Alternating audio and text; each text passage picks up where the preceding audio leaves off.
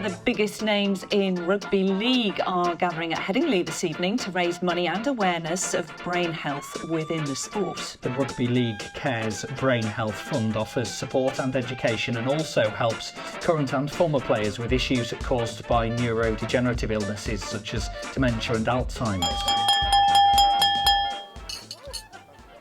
Good evening. Could I just offer you the warmest of welcomes tonight to Headingley Stadium on behalf of Rugby League Cares. Thank you all so much for joining us on this very special evening with an iconic Rugby League legend as well.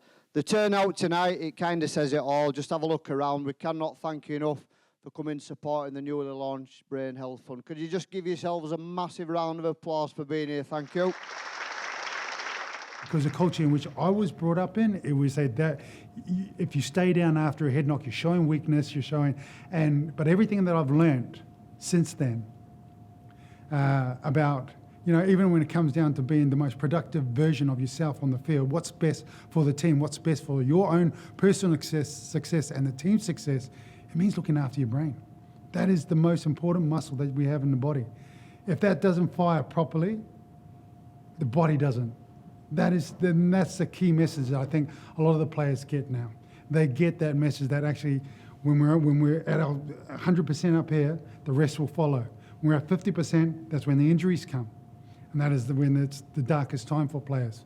So for players out there, understanding looking after your noggin, looking after your head is the most important muscle that comes way before everything else. I'm so proud to be linked with Rugby League Cares. I think for me, I work in the game.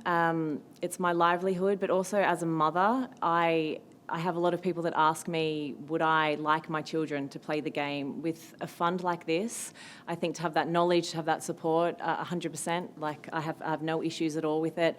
Rugby league, I grew up watching my father play, watching my grandfather play.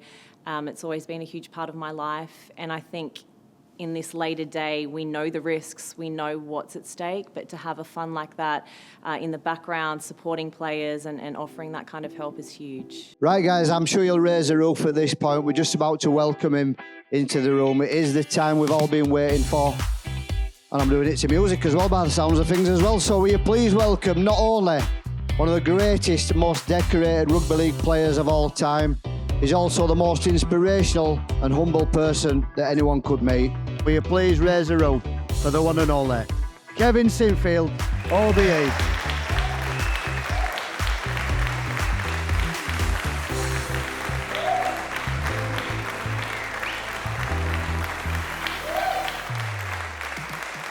Wow, that is unbelievable. Kev, I've never had a reception like that ever before, mate, to tell you the truth.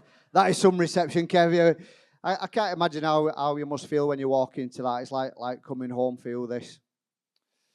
Yeah, it's really special to be back. To hear what this fund is going to achieve and what it's going to set out to do means it combines a couple of passions of mine, which are rugby league and helping people. So it's great to be here. The support has been incredible right from day dot when I got asked if I'd attend tonight and be the guest.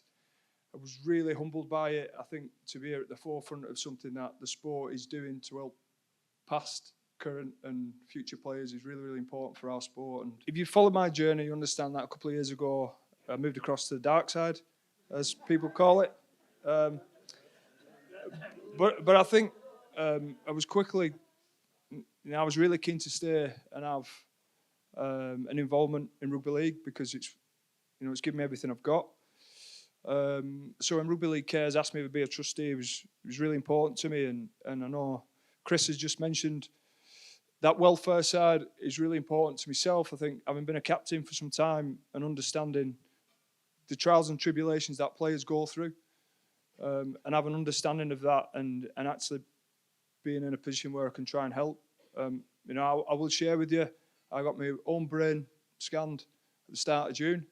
It's part of a process that the RFL have put forward. I think it's a wonderful thing to be open to past players, and I think it's really important we're educated properly. I think it's really important we understand the environmental factors, and there's some that we can change the path of what can be in front of some of us.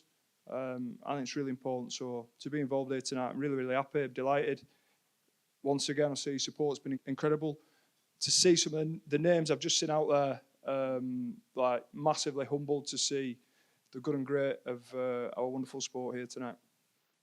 Brilliant seeing they're all here for you as well, Kev. I know you mentioned there that you went to the dark side. We're all massive rugby league fans as well. The room is just full. I think there's 300 rugby league sort of people connected to our sport and just one, Brian Redpath from Rugby Union. Does that kind of make you feel like you've not really been welcome there just yet?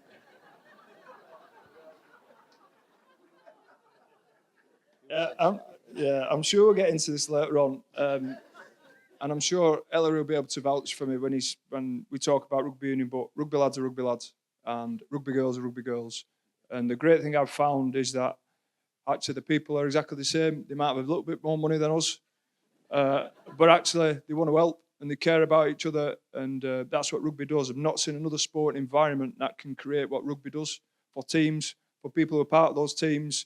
You don't have to look at the great work by the Scottish Rugby Union guys with Doddy and I think the coming together of both codes through some difficult times has shown that we are closer than we've ever been, but there's some wonderful people across there. I think if any players have got any concerns, what they need to do, because sometimes they keep it to themselves, don't they? Now we've got this, hopefully that will be a huge support platform for them.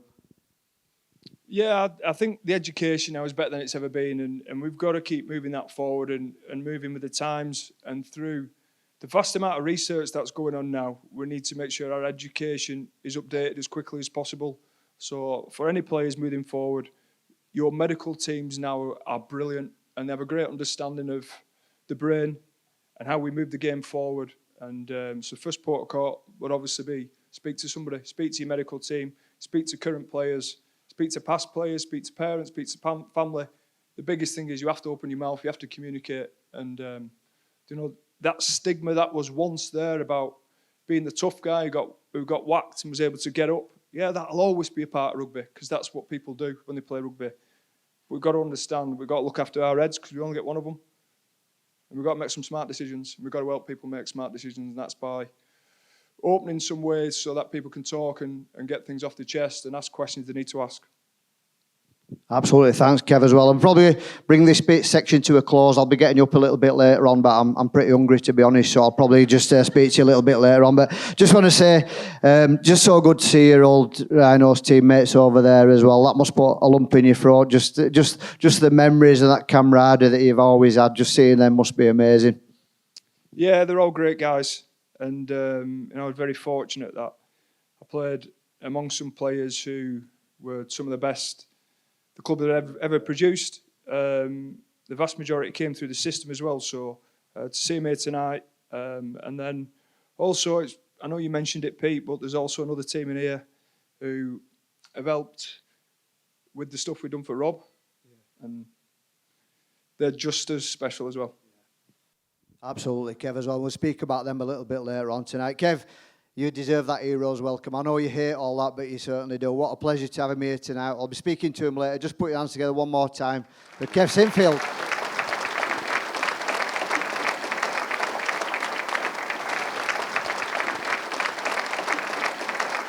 The fact that players now are much more protected, and I think that's so crucially important. I mean, you'll get some spectators, and their view is that the game's got too soft. But I think that until you're in that situation and the implications of all the head injuries, what's happened over the last few years, I think it's so crucial and important that we protect the players. We have those scans afterwards. We make sure we take all precautions, that all tackles are below the neck completely. I think it's crucial and important. You know, you've got players who are informed and they're encouraged to be open. I think that's a massive step forward. I think we always knew that, you know, if you keep whacking your head, then there's not going to be a great outcome. I think that's all along since the game started. But there's now, you know, there's information for players. The medical side are a lot better, like I said, and I think it just it makes that game as safe as it possibly can be. Could I just have your attention, please, just for a few short moments? Apologies on interrupting your meal. We've got a lot of people here tonight who wanted to pay tribute to the great Kev Sinfield as well. So we've actually got a little bit of footage we'd like you to take a look at, just to see how well loved Super Kev actually is. Thank you. Yeah, what are you doing? What are you doing here? What's the camera for? We got a dinner with Kevin Sinfield coming up in November. Yeah. Is that why you've been doing there's been about 10 people being interviewed here. What about Kev? Yeah, just it's a bit indulgent. How many people do you need to say, oh, Kev is, he's brilliant, all his achievements, and sometimes, it just gets a bit tiresome, and especially if you speak to Kev. You ever spoke to Kev about his career? Wow, man, five grand finals on the spin. Every time, text me October the 1st every year. Do you remember this time, 10 years ago, 5th time we beat you on the spin? It's just, and then he goes and does one to rugby union, and leaves us all stranded. So what do you want me to do? You want me to speak about Kev? If you can, in a positive way, is that doable? Yeah. Yeah, Kev's fantastic. What a great fella. I think what he's done in the game is exceptional. His achievements, wow. A role model. Somebody I've always looked up to. Humble, never speaks about his achievements either, surprisingly. And from a man from such humble beginnings to do what he's done, it's truly remarkable. Is that right? Good. I think it's got to be better. It must be better because a lot of nasty things on the park was taking place in that period. I'm not proud of a lot of things I did, but that was the sport. And being an Englishman going out to Australia, you were a target every week. I used to sort of spend hours thinking about what and how I was going to protect myself, and looking and studying the opposition and saying, look, it's a good idea if he don't stay on the field and stuff like that. But that was the game in those days, and I'm so pleased now that it's played in a different manner. The women's game only 3 years ago, 3 seasons ago, forced there to be medical professionals on the pitch, and that's only 3 years ago. We think about back to the 2017 World Cup and how fantastic that was, and things weren't in place then. So it's only been really recently that the game's developed, and therefore so have the background staff. And so now you're not allowed to play a game without a medical professional there, and that's huge. The girls appreciate now that you take a head knock and there's protocols, because that was something these girls got used to, going back to training, having to take a few days off and gradually build up. All came quite heavy, but the right thing to do. So it's been a lot of adjusting for the girls to do, but the right thing to do. I'd like you to have a look at the screens and you can take a look at just the importance of the Brain Health Fund. Thank you. I think players spend their careers trying to look after every part of the bodies, but probably neglect the brain. Well, Kevin Sinfield, it's high. He got clattered by Michael Monaghan, and Sinfield has stayed down. And no action from the touch judge or the referee.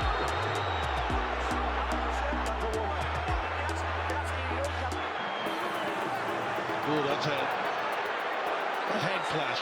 So it starts off with education, which I think is really, really important. That's with current and former players, just to make them aware of the importance of brain health, the risks that they can be subject to through rugby league and the potential challenges in later life, but also what they can do to support their brain health throughout their careers and after their careers. Beyond that, it's also a big fundraising push to make sure that we've got enough support there financially to give people what they need and to do what we need across the sport, and then providing afterwards. So if people do find that they've got challenges after they've finished playing, they can come to Rugby League Cares, and we can have a system in place that can provide for them, their family and those around them to make sure they've got what they need for either investigation, diagnosis or long-term support. I had no understanding of what a brain injury was when I started playing. There was no information about it. Nobody really talked about subconcussion or what concussion could cause in the future. We just played the game, and I played the game as it was then, which was quite brutal, very gladiatorial in the sense of like one-on-one combat wasn't unusual as a fight would break out. So the game was very tough, but not as tough as it is these days in the sense of impacts and collisions. It was a tough game. Brain injury and thinking about early onset dementia, CTE, anything that in the future could affect me because of those concussions or those head knocks, it wasn't relevant. I don't think it was relevant to the time. Nobody really spoke about it, and there was an air of toughness about being able to get up off the floor. when I played, it was a badge of honour to stay on when you was concussed, and that's hard for me to say, but it was true. You just didn't give in to concussion, and you know, and now the education, what we have and what we're aware of, and the desire we have to look after our players is immense, and I would definitely do things different. The Rugby League Cares Brain Health Fund has been established to allow the sport to deliver a programme of support that educates, protects and assists players and their families with issues concerning neurodegenerative illness. I think looking at the safety of the sport's an interesting, almost philosophical question. I think you've got being able to identify injuries, whether those are physical or brain injuries, and then also you've got the activities that cause those. I think the game's tougher than it's been in terms of how the athletes are prepared, but I also think in terms of how players are supported is the best it's been. So ultimately, when we look at the rates of concussion, you know, they are high, but ultimately that's because we've been able to identify concussions. We can help past players and current players to understand there's always a way to help yourself. We're going into clubs and we're delivering brain health education to current players. So it's just to make sure people are having that information updated throughout their careers, so that constant evolution that we're seeing on the medical and science side is being delivered in real time to those people playing. I think as rugby league players, we want to just continue on. You know, I'm running fine, I'm passing fine, I'm kicking fine. Everything feels normal. But I think the scary thing with concussion is the long-term effects down the track, whether it's going to affect me or not. So that was always in the back of my mind, and yeah, knowing what to do was the big questions, the big answers that I had to sort of come up with. All of that education and dialogue I spoke about is about providing that best evidence so that those who take part can make an informed choice. Having all the information for myself to make the decision, and you know, everyone has been very supportive at KR, all the medical staff there, and then the concussion specialists as well. You know, I wanted to go get all the information together before I made the decision, and you know, I'd been advised to sort of stop playing, but then at the end of the day, it's my decision. Understanding brain health, understanding what sleep does, understanding what your diet does, how can you actually improve and keep the memories that you've gained? Once we've got that awareness and the education around concussion, then I think players are taking more responsibility to go, okay, I definitely need the rest here, or I was concussed there. I'm a bit dazed, I need to go off and get assessed. It's really well communicated, the care and support that's in place. Now, that'll continue to evolve as we get more information and the research continues. I know there are a variety of different programmes that are taking place where rugby league players are involved in, especially around brain health, and I'm full support of that. So the game will continue to improve and get better in the care it provides.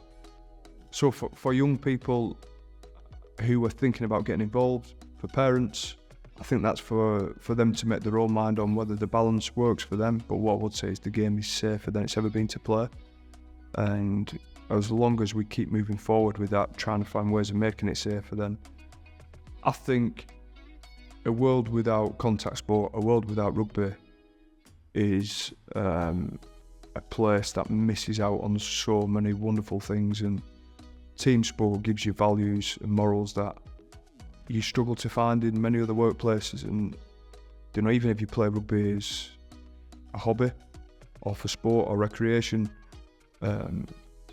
it still gives you those friendship and values and morals that are so important for us in life. I care. You care. Rugby League Cares. Ellery was a big part of the reason why I loved the game so much. Back then he was playing at Wigan, and I was a ball boy at Oldham Rugby for 3 years. And every time Oldham played Wigan, he was the guy I tried to get the tie-ups off after the game. Could never get near him, and was in awe of him.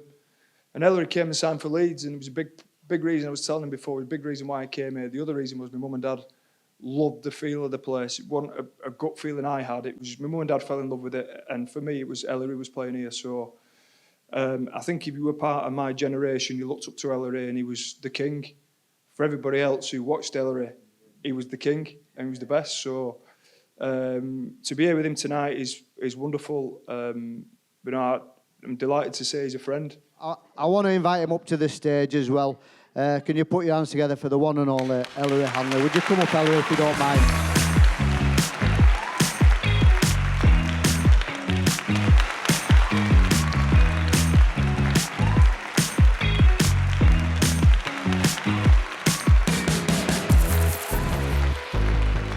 Yeah. Ellery, thanks so much for joining us. It's so good to have you here tonight. I think it just adds even more to the occasion. How do you feel when you hear Kev Sinfield talking about you like that? What does that kind of mean to you, the man that he's become? Well, he's a masterclass of a human being. Absolutely brilliant in all he does. You have to hold him in the highest regard. One of the nicest people I've ever met in my life. And I can't tell you that. And I tell you that with pure honesty, with my heart. You know, every time I see him, I don't have to speak to Kevin every single week. And we have this acknowledgement and embracement with one another. We hug each other. We call each other brother. And I tell you, he's one of the nicest people I have the pleasure to have met. Absolutely wonderful human. Wow. Thanks, Ellery.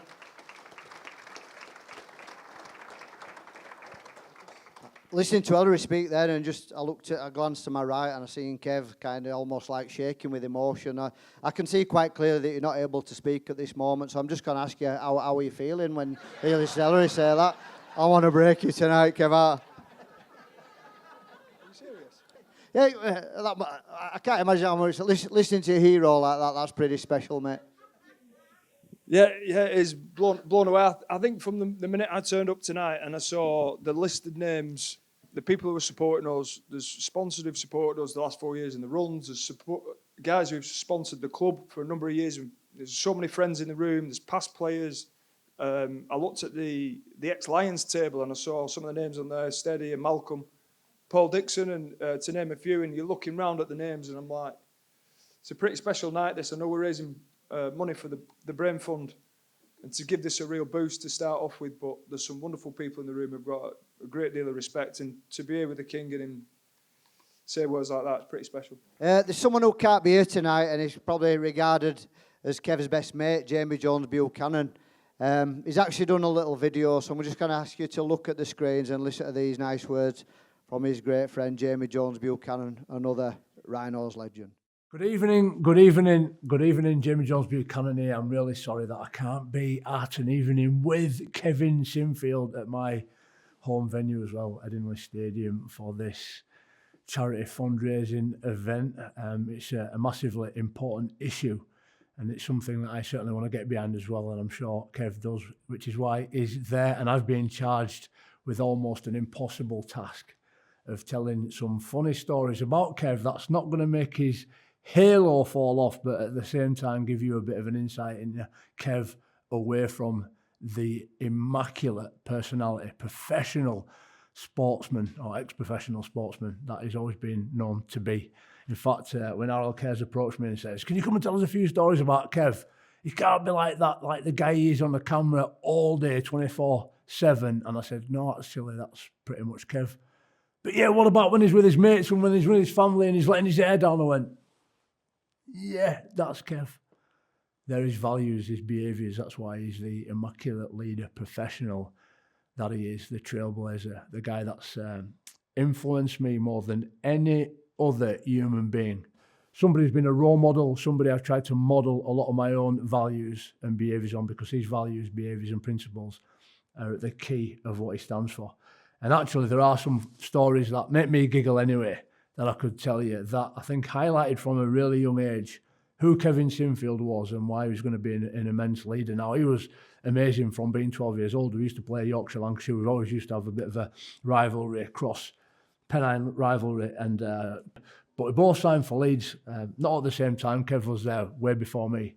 But I knew how good he was, and that if I wanted to be a professional rugby player, I was probably going to have to do my best to try and hang on to his coattails and follow some of his example, because he's the picture of, I won't say perfection, nobody's perfection, but as close as any human being's ever going to get to it. The picture of stability, methodology, process he absolutely nails it down better than any human being I've ever met. And I'm, by nature, chaos. I am just chaotic, and I believe that's a strength. You know, that's where creativity comes from. That's where innovation comes from. And we did become, in time, symbiotic with a generation, a cohort of very special human beings, I'm sure, who were also in the room there, became known as the golden generation, at a time referred to as the golden decade. And I've seen him so many times on a pitch as well, when that brave, courageous warrior came through. And I think it's quite prevalent and relevant for tonight as well, 2012 grand final against Warrington. We're talking about head knocks, and rightly so. We need to cut them down, and certainly head-on-head collisions, the responsibility goes to the tackler. And remember, I can't remember what it was, maybe, I don't know, a quarter of the game in, Kevin Sinfield, our leader, we need him in the grand final, and Monaghan's come flying out of the line, clashed heads with Kev's gone down, and he's breathing autonomously. You know, it's not conscious, he's completely out cold, his eyes have gone almost black, and I'm looking down at him thinking, Kev, they're going to need you to get off the floor here, mate. I know you're knocked out, you're probably in a world of pain, you'll have an headache when you come round, but I need you to guide us. We need you to guide us around this park, kick the field goals, score a try, lead us to another grand final win. And he did in 2012. And not only did he lead us to that win, he got the man of the match as well. He got the Harry Sunderland trophy. And then I think the next day, I believe, Steve McNamara called him up and said, Kev, will you be the England captain? And they're all rightly so today. He wouldn't have been able to carry on playing, he'd have come off the field.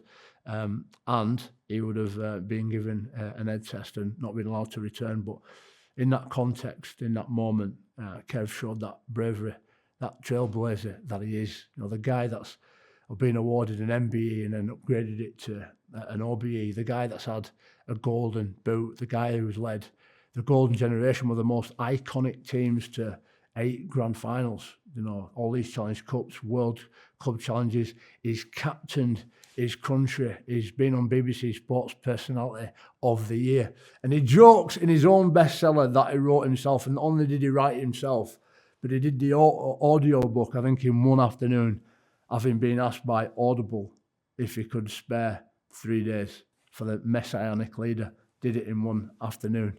And sometimes, you know, he jokes himself that only Kevin Sinfield can lose to Andy Murray in a personality contest. But that's what makes him special, certainly on a Monday morning, because he controls what happens Monday, Tuesday, right through to taking the field Friday, and that's ultimately what gets us the win. And that's why, in 2015, having had the biggest win in a difficult year, winning the domestic treble for Leeds Rhinos, he probably, as he mentions again in his book, didn't have the chance to celebrate it with the team in the way that he would have liked to have done. So when he got nominated to be one of the candidates for BBC Sports Personality of the Year, we all went over to Belfast. We're out of the country, we're out of the way. It's a chance for Kev to let his hair down. And he was exalted, and he flew the flag for Rugby League, as he has done so many times. And I'll never forget that night we went back to the hotel, and he could let his hair down. And Kev doesn't drink much. There's a time and a place for everything. In the context of a year, there's a time and a place when he'll let his hair down.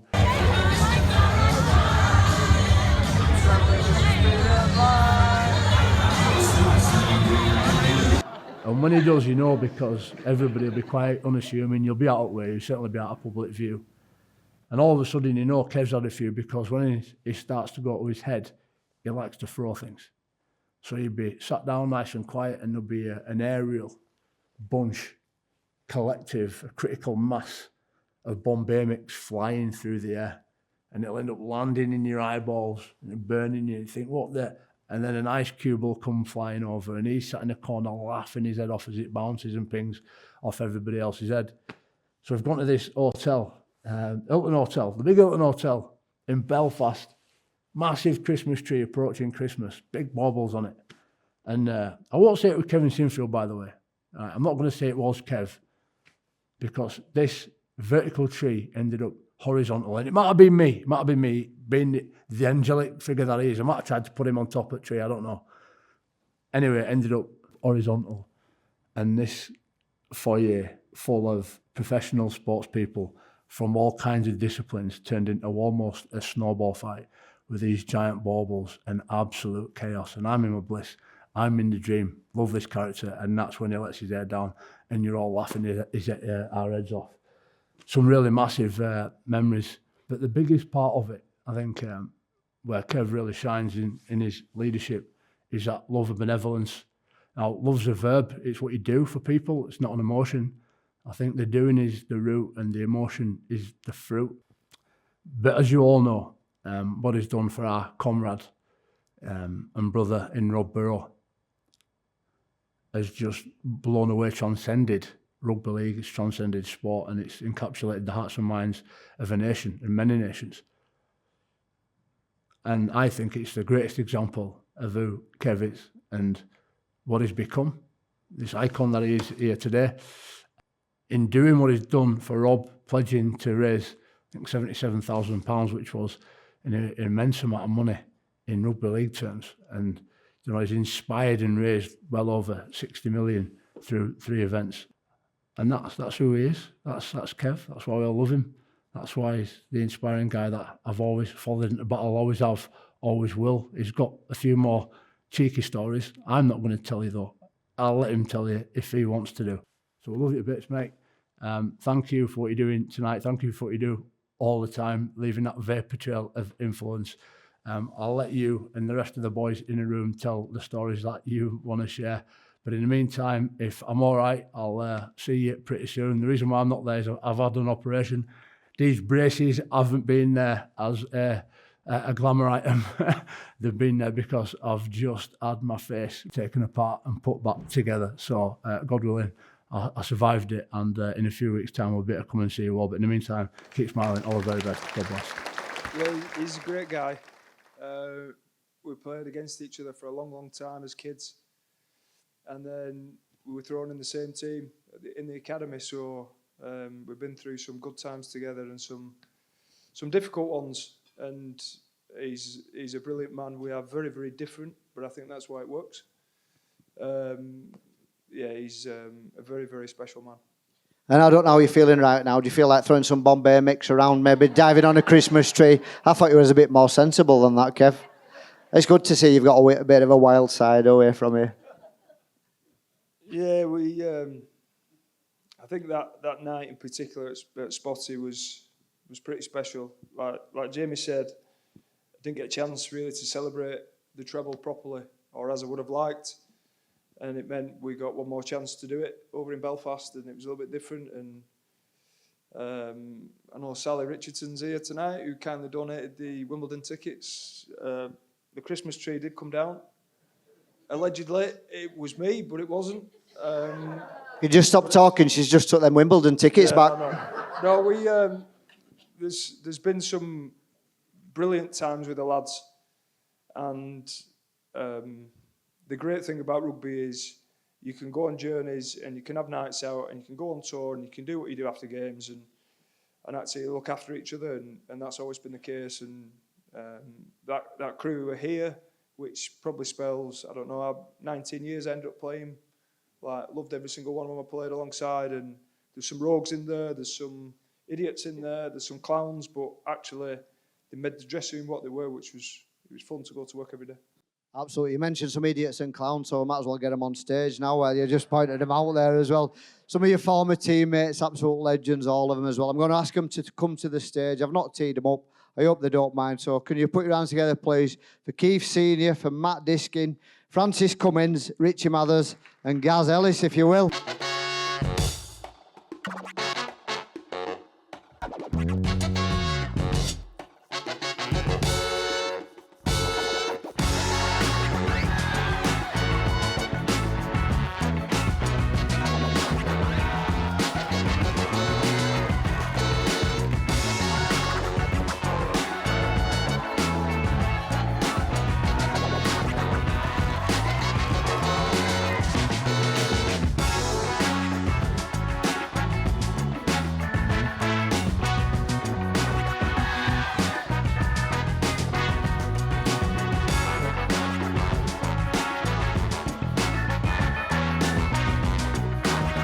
I don't really know who to start with, to be honest. So, Kev, I'll just kind of start with you. Just seeing your reaction when they walk up. Do you know, it's like a long time since you played, but that bond, that spirit, that camaraderie, you can see quite clearly it's not gone away. You've got a bond for life with these guys. Yeah, I think there's some teams throughout history in loads of different sports that have a bond. Winning trophies helps, but I think regardless of trophies, at the end of the day, this group would have stood the test of time, and they're a special group. You know, that look in each other's eyes in dressing rooms before games when nothing needs to be said, you just know. And I feel very, very fortunate that I can call these guys friends, not only teammates but friends, and they're good guys, and I do anything for them. I know he certainly would as well. I'm going to bring Keith in there as well. Keith, great to see you. If you can stop looking like you just want to have a fight with someone, that'd be fantastic as well. Just being here tonight with Kev and Rob and all your teammates, pretty special, mate, for you. Yeah, definitely. And like what Kev says, you know, there's always going to be that bond. And just Kev then, he just said, go easy on me. I have got some stuff on him, but I live in a very, very delicate glass house, and he knows a lot more shit about me than I do about him, so I won't be throwing any of them bombs tonight. Why don't you go first, and I'll take the microphone off him so he can't reply. What was he like as a leader, as a captain? Because it's quite clear he got the best out of everybody, Keith. Yeah, he's meticulous, and that was one of the beauties about Kevin. People talk about the preparation, and you can talk about the 10,000 hours, and he epitomised that type of thing. And you can see how he talks. He puts a lot of effort, and he puts a lot of thought, and he puts a lot of process in it, and it comes from the heart. And that's one of the things that makes it genuine, is the fact that you know that he believes it, and it's coming from what he really truly believes. And I remember one time, I think it was the 2000 World Cup, when we went over to Florida for the one with the training camp, and Scrapper, God bless his soul, was the S&C. We all had to do a speech talking about what it meant to you to be in there, being the international scene. And he was in the military, and he was talking about, it was quite an emotional speech, talking about, you know, some of his comrades dying and what he'd been through, etc. And then Kev had to go after him. And Kev, again, it was a case of whoever went after Scrapper, and we had a little bit of a joke out. This is going to be hard to follow that because of the emotion that come out of it. But then Kev spoke about the situation that he'd been through and being left out of the Challenge Cup final and some of the emotion.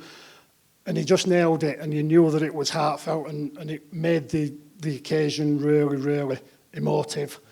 It just made, again, for that next person, and I can't remember who it was, whoever had that next speech after him, absolutely died a death. Because you just couldn't follow it. It's like having Ellery Hanley come up on the stage, and then you've got this poor set of boys' own band coming up next. It's like going from the penthouse to the house, isn't it? So, you know, that's Kevin Sinfield to a T. Like I say, there's not much to say about him because he's a perfect character. Peter Perfect, you know, we used to call him because he didn't do anything wrong, but that was just how he lived his life. There are a few demons in there, not many, but a few demons. But they didn't come out. And Jones is saying, throwing things. How many times have you cut my head open with ice? You knew it as soon as something had come on. With being a bald head as well, sensitive skin, I'm a sensitive sore at heart. I'd cut, and I'd have big cuts all over my head, and it were down to that over there. Keith, that's been lovely words there. Just wanted to kind of wondered if you want to get else off your chest while you're up here, mate, as well. But it's just like Ellery, this text me and Disco just had a bit of a laugh and joke about it. Ellery, really heartfelt text message. I just sent, Bob on, young'un. Maybe that's where Ellery was a much better player than you then as well, really. So, no, I'm only messing. Richie, thanks for joining us tonight, mate. You and Kev go back a long way as well. I remember you as a young lad playing in Leeds Rhinos first team, and I think you looked about 17, and you still do now. So, firstly, what's it like being back sitting on this stage next to Kev for you? Yeah, it's an honour to be asked to be invited with the ex-players, but then also with the guests that we've got in the room as well, and for such a great cause, and then obviously supporting all our mate in Rob. So it's an honour to be asked back. Thanks, Richie, and thanks for your few words there as well. Obviously, it's Kev's big night. Have you got no else to add to that, really? Well, I'm waiting for your next question. No, I just thought it was pretty to be fair, mate. I was hoping that we might have to do a swap. No, I'm only joking as well. Kev, what a player Richie was as well, one of the best. Yeah, he was, yeah. We were sad to lose him, actually. Richie got a contract offer over in the NRL. and really at his straps. He was playing some great stuff, won the grand final in 2004, and we missed him. Thanks. It's funny that, Kev, because she said something different to me before we got him on stage. So fair play for you. What that like leaving Rhinos as well, because that must have been pretty tough. Yeah, it was tough. I think, to touch on Kev, I think, people have, seen the success the first team had and that he led all that success for such a long period of time, but it started for such many years before then. When we joined the academy, I'm probably the youngest of this lot set up here. Rob's a year older than me, but the academy grand final was won 8 consecutive years when we joined, and Kev was the standard bearer of that, and it was an expectation of that young group and my core with them, some of them idiots that Kev alluded to. I'll let you guess who were that age group or who were my teammates and that, but that was the standard bearer of what was expected, and that was set by Kev, at that early stage, and then to get through to the first team, he was generous with his time. He was always out, doing extras with us all, but also, handled the group well, because there was some really strong characters in there. We were all really young. We were all 18 and 19, and there was no division within the group, obviously with so many Great Britain internationals and Australian internationals, but then we had a real core group of young Leeds lads and young lads who come through the academy who were bursting for the chance. But we had a fantastic mix, and to win that grand final in the first one in 34 years for the club was special, and it's memories that have stood the test of the time. It's coming up to 20 years now, which is incredible, but to do it with these guys and still have the friendship and the bonds that we've got has been incredible. I don't think we could get two people more similar to each other than you two, Kev Sinfield and Gaz Ellis. You just the way you are, you're ambassadors for the game, both leaders as well. I'm probably going to, instead of asking you about yourself, guys, just ask you about Kevin, almost probably the influence he had on you. Yeah, Kev had a massive influence on me. I think I was only at Leeds for 4 years, but my affiliation to Leeds feels a lot longer than that. And a lot of that's to do with the players up here and the players alongside, but Kev as well. We're the same age, myself and Kev. But I was captain of Wakefield in 2004, and it wasn't until I got to Leeds and saw Kev as a captain where I realised just how much more there was to leadership. So it was a really big influence on me, and Kev was probably the reason why I signed for Leeds in the first place. Leeds won the grand final in 2004. I'd gone to watch the grand final. I think I'd been invited by Leeds to go with a view to possibly signing the following year. And Kev was making his way up the stands I think he was to see Jane actually, and after winning the grand final, one of the biggest moment of his career at that point. And I remember he clocked me and made his way over to me and shook my hand and said, "Oh, I've heard you might be joining Leeds.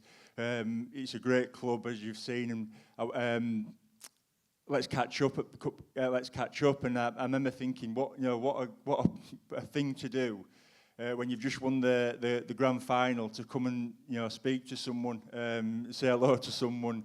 Obviously, we knew each other from international rugby, but for someone to do that just is the mark of the man, and that's probably the thing that I got from Kev, is that he cared, and he cared about every single one of us, a great deal of empathy towards every single one of us, and he cared about the team, and that's probably the overriding memory I have of Kev, particularly as a captain, a leader, and a friend while I was at Leeds. Gaz, what a fabulous story. Thanks for sharing that with us as well. Gaz Ellis. Thanks, Gaz. Brilliant, that one. Franny, I'll bring you in, Franny, as well. I think when just hearing Gaz talk about Kev, it kind of shows the class of him as a person as well. You probably found that as well. I know that you were the captain of Leeds, and Kev took over the captaincy. It's kind of one of them awkward situations, but I heard he held himself, in just exemplary way of doing it with you. Oh yeah, it's not awkward at all. I think, and I did say this to him at the time. I said, "You're the right man for the job." I think, I'd supported Leeds all my life, really, and I was lucky enough to get in the first team really young. Ellery sat next to, sitting next to Ellery Hanley in a training session. I was there for 2 years, loved it.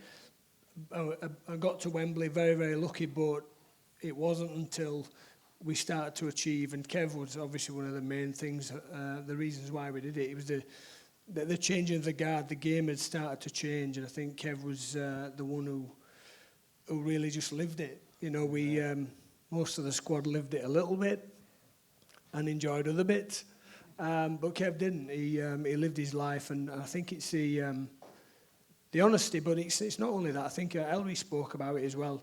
Good people. I think you just tell you're just a good person, and that rubs off on other people. It takes the edge off a few characters, and I think I spanned that time before. We worked really hard, but we didn't win anything. And it was just the elation of winning something with these lot who've come through and become, well, they were golden generation, and I was the generation before that weren't quite good enough. But I would be really proud just to be part of that and to help these lads along, because I didn't play in that grand final in 2004, but it was one of the highlights of my career. Yeah. Just to get it done, because the place had ghosts around it here for many years. He'd not won a championship for, like I said, 30 odd years. We won a Challenge Cup, but we couldn't get the main thing, and these lads and we collectively did it, and it was a special time. I think it's great, and I think everybody should buy into it and get as much out there as they can. The game has changed a lot compared to when myself played, and we didn't know anything, we didn't see anything, but at the moment, everything's getting published, everything's out there, and I think we've got to take notice of what's happening. I think half the time as a player, you probably never reported them either. You got dazed and a few stars here and there. You just got on with it because that was just part and parcel. You weren't really aware of any dangers at that point. And when I was playing earlier in my career, only towards the back end you really did. And it didn't really change my mindset because I've been brought up in an era where it was, like I say, it was a badge of honour. I think you look now, I've got young kids and my lads playing in there. I think the education and the preventative measures that have been put in their place are nothing but positive. Yeah, I think everyone's highlighted what Kev is. He understands people. He takes time to understand them. And if I can relate that to being here at Yorkshire Carnegie when he made the bold move to leave the Rhinos and go to the dark side, and we had some funny occasions when the Kirkstall got flooded and we had to train across the bridge over there, and it was bog as it was, and staying out and doing stuff, and Kev used to come in and say to me, "What do you want, Brush?" And I was like, "Well, realistically, I just want you being you. I just want you around a group of people that all here are admiring you." And I saw fear in his eyes because he's playing a sport that is really different. When you actually get down to the nuts and bolts of it, the games are so different. And when you're in it, it's totally different. And I felt Kev was in that situation. If it had been 8 years earlier, I think he would have shone and would have done exceptionally well. The likely Owen Farrells of the world right nowadays, he could have been that kind of star in rugby union, there's no question. But at that time, I could see some fear in his eyes, thinking, how do I cope with this? But as Kev Sinfield said, I'm here to give it for everyone. And we went on to lose in a championship playoff final against London Irish, 57-49. I think the final score was over 2 legs. And Kev was part of that group that was in there. Wasn't necessarily the integral part on the pitch because he had so much to learn in a short space of 5 months. But it was a huge part of changing the people that were there at that time that didn't give a, excuse me, ladies and gentlemen, but I couldn't give a about what they were doing. Kev made them understand and realise that you should enjoy what you've got because it does stop. I know I briefly touched on some of the challenges that Kev has partaken in his life. Some of the people that have done it alongside him are here tonight. So I'm going to ask them if they'd like to come and join us. Put your hands together, please, for David Spencer, Chris Stevenson, Darryl Rogers, Phil Allingen and James Moran, if you will, guys. Thank you so much.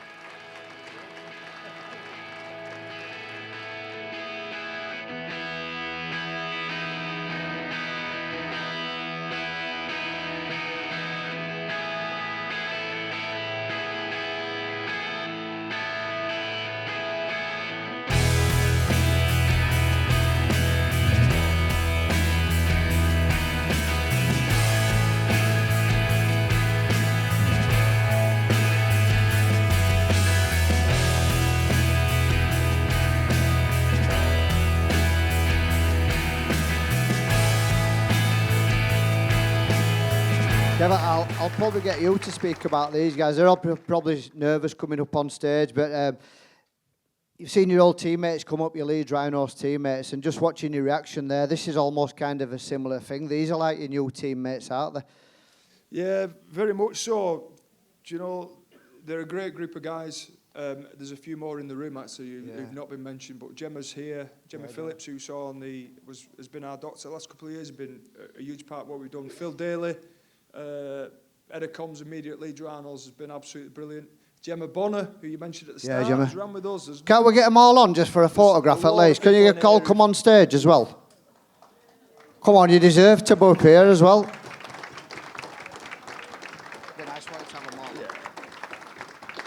Ben Jones as well. So we've had an incredible team, and right at the very start, because of COVID, getting up to 4 years ago now, it was just a couple of messages to some mates who said, we're going to try and raise a bit of money for Rob. Do you fancy joining in? They didn't quite know what they're signing up for. And we're still going strong now. So it's been an absolute honour to have the time I've had with them, because we've got an unbelievable bond now. All these have done all this completely volunteered.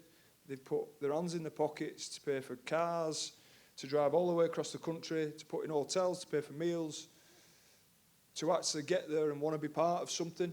And every time I've said to them, guys, we need to be there. I need you to do this. Can you help with this? I've never had a no. And it's testament to the group. They just want to help. And they're in this as much as I am.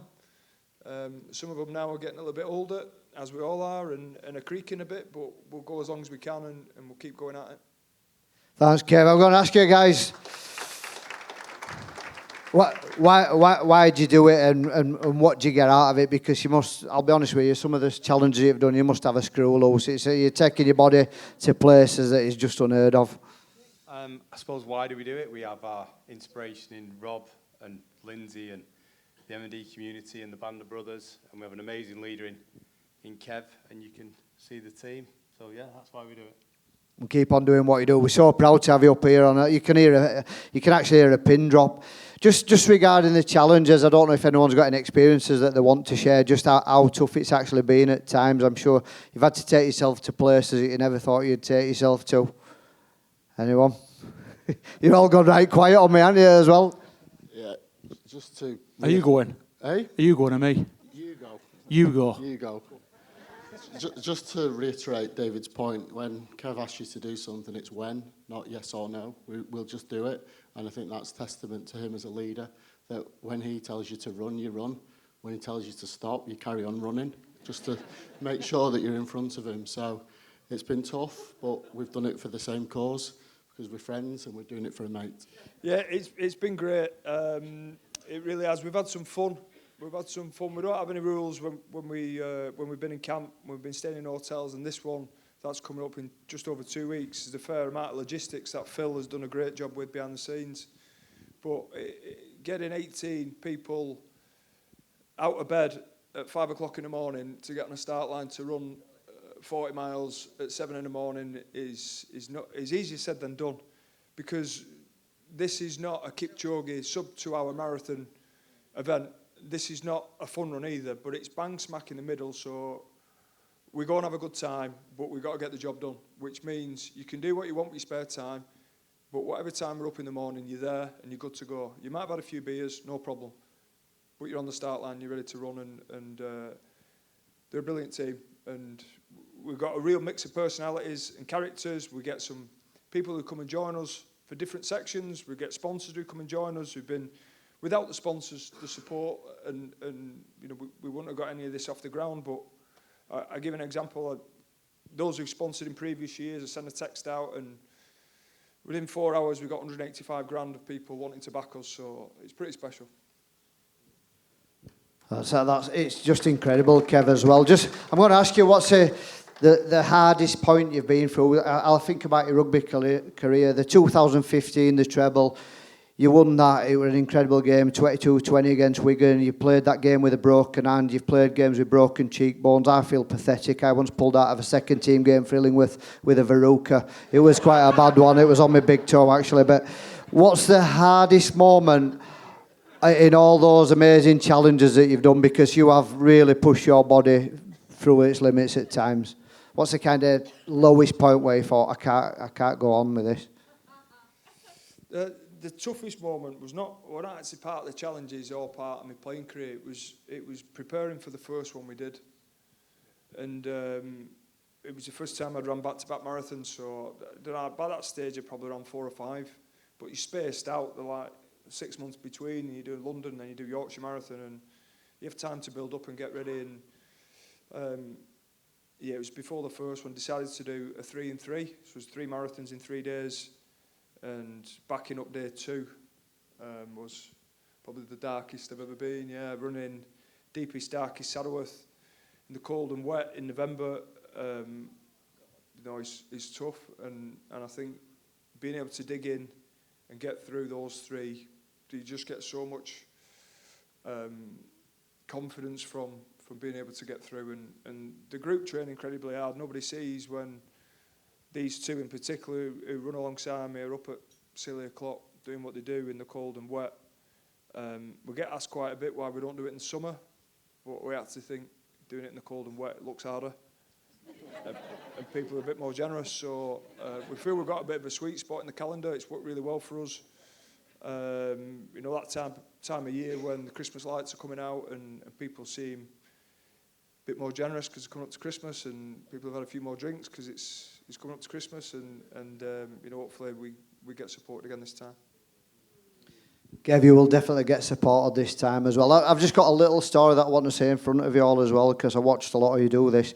When you did the run and you came through Halifax, I'd actually worked on the Friday night down south. I got home at 3:15 in the morning, and I set my alarm clock for 6:30 because I knew Kev was going to be running through Halifax. I didn't have a shower. I didn't comb my hair. I went down, and I was on just by People's Park where you were going to be stopping. It was about 7:30 in the morning. I weren't bothered if you didn't see me. I just wanted to clap you and go wow, because I was almost in awe what you were doing. And as I got to go over to People's Park, one of the guys on a support bike, he says, "Hey mate, how are you doing?" He recognised me and he says, "He's just in town now, he'll be up in a few minutes if you want to wait there." And I thought, I'm going to wait, and I don't care if you see me, I'll just applaud you and stand in awe. And you came up and you was on the opposite side of the road. I don't know if you remember, Kev, but you saw me and you veered over to me and you give me an high five, and I said something nice to you and you said something nice back, and then you carried on. I thought, wow. And then you went into People's Park and my phone was in my pocket and my phone started going mental. I thought, what's happening? It's like 8:20 in the morning, and I looked. And I didn't know, but BBC, I was on live on BBC where I was stood, but I didn't know. And all my mates were going, "What a you'll do to get on television, you," and everything like that. And then I went into People's Park. I didn't get to speak to you, but I was just thought, I just wanted to be there to support you. And then following day, someone sent me a video through of the bit on the news where you veered over and you high-fived me, which meant the world to me. And then about an hour later, I seen a video of you getting caught short at Shibden, having a quick slash. And then I realised that was 1 mile before you high-fived me and you'd not wash your hands as well. So none of that is made up. So basically, you just wiped your hands on me, didn't you, Kev? And I've not washed them since, let me tell you. Guys, we're so proud to have you. Honestly, I'm in awe of all of you. Put your hands together for every single one of these legends on this stage as well. And the one and only, how good has it been to have this man here tonight? Put your hands together, please, for the final time, the legend that is the one and only Kev Sinfield.